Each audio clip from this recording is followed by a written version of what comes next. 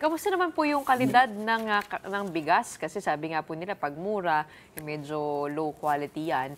Saan po sinorce ng NFA itong 25 pesos a kilo na bigas?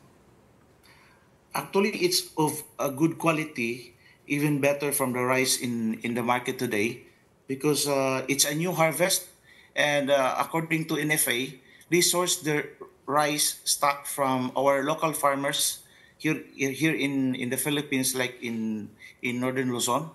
So, yung stock ng NFA right now ay bagong-bago. So, ano siya, masarap din kainin at maputi. Yan, makikita naman sa video.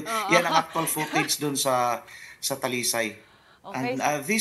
this Sugbo Merkadong Barato pop-up stores, ano siya, simultaneous yung na-open in all component local government units in Cebu. So 51 stores, sabay-sabay na nag-launch or nag-open kaninang umaga today. Sir Roldan, gaano ka tagal maglalast yung stocks po natin ng NFA?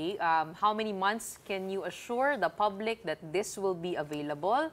And yun nga po, no, siguro, is this something that you hope to sustain for the long run, or is it a Yeah. short-term program? We hope that we can sustain this in the long run. We have an initial meetings already. We conducted meetings already with the NFA people here in Cebu.